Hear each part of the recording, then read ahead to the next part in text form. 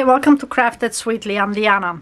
Thanks so much for being here. With this video, I wanted to show you how to create a panoramic image in a book that's vertical. So instead of, usually you would think of the book, if you're doing something panoramic, where the book is horizontal like this.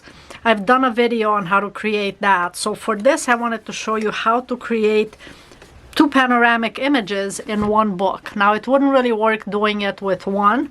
You could technically do it with 3 images as well, depending on your image. But for this one, I'm doing 2 images in this book, and it will be 2 panoramic images this way. So I have my pattern printed out, and you'll notice there's a big gap in between here because I wanted to, you know, have the panoramic part here versus uniting them in the middle. And I printed out the pattern, and I've already cut a lot of these down to the skeleton of it. But I wanted to show you, if you're new to my channel, exactly how I cut the pages once they're printed. And I am using photobookart.com to create these patterns. You can get a monthly subscription and create as many patterns as you would like. Initially, to cut the strips, what I use is a Caterpillar crop.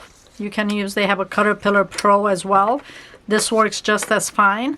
What I like about it, if you haven't heard it in my previous videos, is that it has this light, which makes it super easy to know exactly where you're cutting.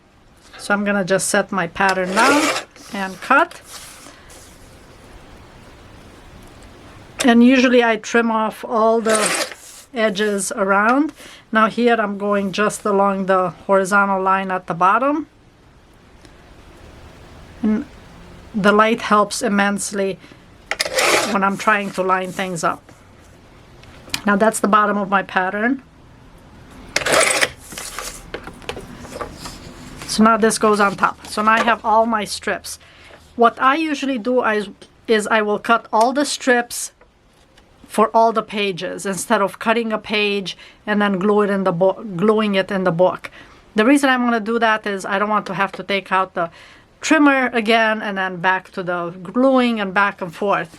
So I like to think of doing this assembly style. So I will cut all these strips for all the pages as my first step.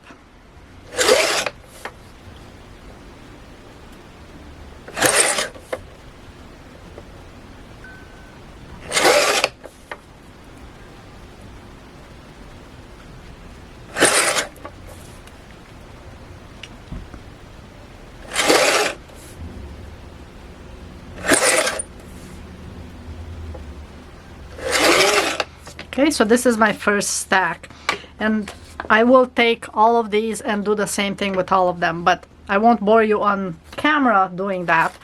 What I do once I'm cutting them, I'm using Suzanne's strip holder, and I just put them in upside down because as I'm cutting them, they're all upside down. Once I cut all of them, then I will take the whole stack out and flip it over because this is my first page. So imagine I have the rest of the stack below this because again, I won't cut all of those strips and bore you with my cutting because I want to show you the next step. If you're in the US, I am distributing these holders for Suzanne. So if you're interested, you can join my Facebook group and send me a message through Facebook, and I will be happy to ship one of these to you. Of course, you can get them directly from Suzanne. If you're in Europe or elsewhere, shipping would probably be cheaper. But for US, I just got a whole bunch of them here. I have them in white and gray at the moment. So if you're interested, let me know. Makes it super handy to just make sure the strips don't get knocked over, especially if you cut all of them in one shot. Okay, so I've done a couple of pages, and now to show you the process of applying the strips with these 2 panoramic images. I will take usually 3 or so, 3-4 strips out of my holder here, and I like to fold more than one at a time. I think I find that easier than folding one at a time. Less likely that it will get wrinkled. I do a gentle fold like this. Should be kind of initially I go just a little bit down to kind of mark the center of it, and then you'll see the V. Now at this point it's a little too open, so what I do is I will separate them and then go back and press each one a little more. So this is my first strip that gets applied to this page, second and third. So I'm gonna move, and then I give it a harder crease. Now when you look at it, now it's much more closed as a V. So let me move these off to the side. I'll do a couple of pages as demos. And I take my double-sided tape, and as far as, usually it's just the top and the bottom of the book, but now it's the top and the bottom of this picture and the top and the bottom of that picture. So I will add little pieces of tape and all four of those places. And proceed as normal. Make sure this is flush at the top. The strip is all the way against the page. Press it. And then at the bottom, same thing. Press all the way against the page. The one difference you want to do, you want to get rid of this center section, because otherwise it's just your regular folding book, which of course you can do. You can just have, you know, not get rid of this, but I want it to be very distinct. Two panoramic images, one at the top and one at the bottom. So to remove the strip, what I'm doing is I'm using my slider guide for this, and also the 45-degree attachment to it. And I go where the corner of my attachment goes right where this black line is. So hopefully my head is not in the frame here. And then I just draw from that point out. And then I slide this over, and I do the same thing from this side. It doesn't matter if you don't, you don't have to stop the same place. By doing this, you're also, in a sense, scoring the page so that you can fold a little easier. So now what I'm going to do is I'm going to cut. I'm going to unfold it. Oops, sorry, I forgot one step here. This is what we do. So once you mark those two, then the slider guide does come with this attachment, and this is an optional one in my Etsy shop. Then I take this one, and you could kind of draw or use your scissors to kind of guide, but to get more exact, you just use this attachment and go to the point where these intersect and draw a line. And that's the part that I want to go right down the middle to cut. So I will cut this all the way to the intersection point. Now I can open this up and then trim this off right where the line is.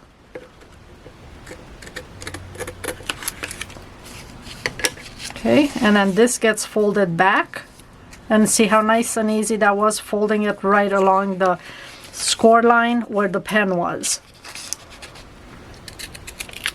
Trim that off, and then that goes back. Okay, so this is what it should look like, because I'm creating two separate patterns in the same book. I'll do one more, since I had a little, I was rushing and forgot I have to do that center line. Okay, so let me do one more. My next strip, set it down so I kind of have an idea of where I need to start and stop with this. Right there.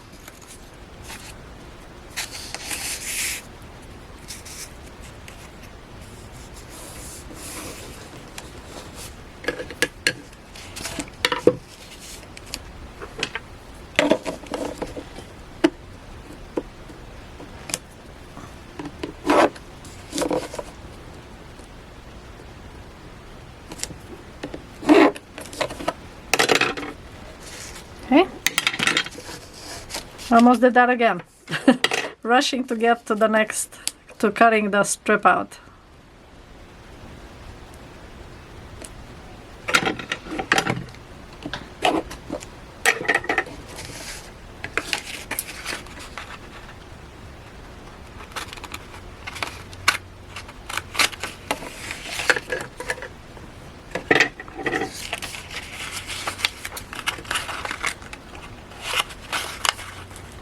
Now, if you're watching this video in April of 2025, be sure you hop on over to Facebook and join my Facebook group. The month of April will be packed with all kinds of giveaways in the anticipation of my 5-year anniversary on this YouTube channel. So be sure you join over there. That's what all the instructions will be as far as what you need to do to enter the various giveaways. And when I mean lots of giveaways, it is lots of giveaways. And it will be open to everyone worldwide. It's not just US participants.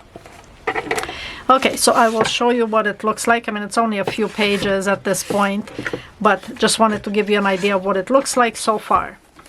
So you can kind of see the image. This will be where the two patterns will be created, one here and one here. Okay, just like following the cover page. So what I'm gonna do is I'm gonna do about half the book as usual, and then come back and we'll see how the book looks by then. Okay, so this works great with images that you have that are skinny, or if you have vacation images that are panoramic kind, this would be great to combine two in a book like this. Okay, so I will continue with this book, and again, make sure you join that Facebook group. Would love to see as many of you as possible entering the giveaways. Okay, I will continue and be back once I have some more pages done. I finished probably about half the book at this point. Yeah, right about half. And I'll show you what it looks like in a second, but in the process of doing all these pages, I figured out a way of doing it a little faster instead of the way I guess I showed you at the beginning. So I wanted to kind of go through a couple more pages and explain how I sped up the process. If you see on my page here, I have, so usually what I would do is, so I'm using Brightside Studios strip holder, which looks like this. It's pretty awesome. It holds all my strips. They don't fly anywhere, so I don't have to worry about somebody knocking them over. And I keep them with, this is the top of my book, but obviously you can keep them whichever way you want, just be consistent. So this is the top of my book for the strips. And this part is the same as far as folding the strip. I do a gentle fold straight up and down, a back this way, and then I separate it, usually 3 or 4 pages, like this, and then just give it a harder press to crease it. You can use a bone folder if you'd like, but that's going to give it a tighter book. I've done a video on that showing you the difference between using your fingers to press it and also using a bone folder. So these are my next 3 strips. If you're interested in this, Suzanne is in Sweden, but if you're interested in these holders, I am distributing them for her in the US. So if you're in the US and you're interested, you're welcome to message me, and I'll let you know, sort of cost and getting it shipped to you. At the time of this video, I do have some available. So what I did for the initial pages, I would put the strip here to give me an idea of where I needed to put the double-sided tape in order to hold the strip down. So I would do here and here, and then this, like this. Okay, and what I thought, well, why am I doing this? I'll just mark roughly where this is. This part you're not going to see anyway because it gets cut off, or actually in this case it's underneath the strip. So I thought it's just easier if I kind of do the whole book at once. So here's what I'll be cutting, and I thought, well, don't go with the tape beyond this part. So I just took a pencil and drew this here, and that helps without having to take the strip every single time, putting it on the page, and then applying the tape, take the strip away, and all that. I can just, that's where I'll be cutting, so I did the line a little farther past that. And then this part is the same as applying strips. Make sure it's flush here at the top, and the strip is butting up against the page all the way down. And I will do, because now it's marked and I don't have to pick up the strips anymore, I can mark this much faster with each one. And I don't even bother putting it behind the holder because I'm just gonna go ahead and mark it as soon as I've applied these. So I'm just holding it up with my finger. Let's see how much faster it is, where you don't have to pick up the strip and kind of gauge where to set it. So these lines were super helpful.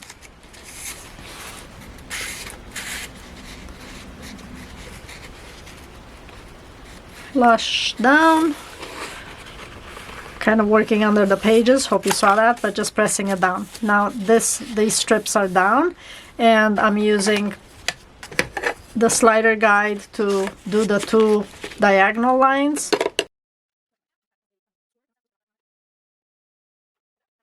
My other attachment, and if I just put my pen right at the intersection, instead of trying to kind of gauge, okay, am I right in line with it, it's easier if you just take your pen right at the intersection and then slide, if you have this tool obviously, put your pen down here and then slide this until it stops against the pen, and then draw your line down.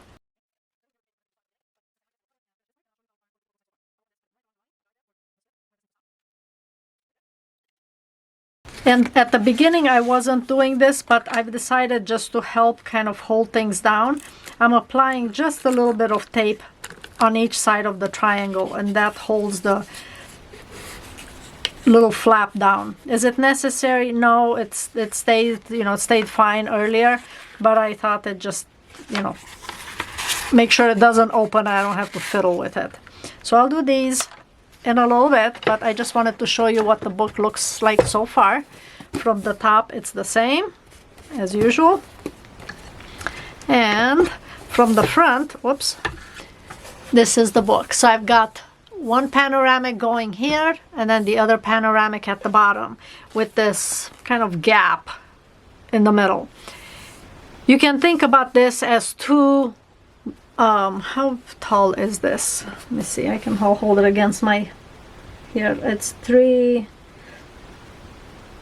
3¾ inches. So I was using my glass mat here to measure this, but this is almost like finding a book with 320 pages that's only 3¾ inches tall, thus being able to create a panoramic image. Same with the bottom one, another 3½ inch height book. You're not likely to find a 3½ inch book with 325 or 330 pages. So this is your workaround by taking a book and splitting it in half. Now who's up for the challenge of making 3 panoramics? But yeah, so this is how far I've gotten. These are the 2 pages I haven't cut yet. I'll finish up the rest of the book and of course show you once it's done. I have completed the book and I wanted to show you what this double panoramic design looks like. Now you'll notice on top here you can see the edges of the strips. I did not do an invisible top. Once I've done that video, I tend to not do that anymore, doing the invisible tops, just because I don't have the time, and that does take another step to eliminate that. But if you're interested, I do have a video on creating an invisible top, which means you would not be able to see any of these edges of the strips. Only reason I'm not doing it again is just because I'd rather focus on the next technique than changing that so that it's not visible. So for the video, for the book, this is what the design looks like. So it's pretty cool having 2 panoramic images in one book. And I created basically 2 3½ inch or 3¾ inch, I can't remember what I measured, book that has about 30 pages, which you're not likely to find 330 pages in a small 3½ inch book. You may, but not as easily as you would a large book. So this is one way you can create panoramics.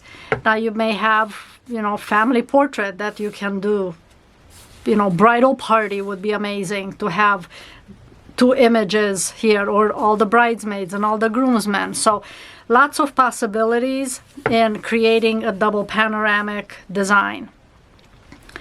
Hope this video inspires you to create some designs using this technique. If you have any questions, comment below as usual. Please join my Facebook group. Comment there if you have questions. Lots of helpful members in my Facebook group. Thank you so much for watching, and I will see you in the next video.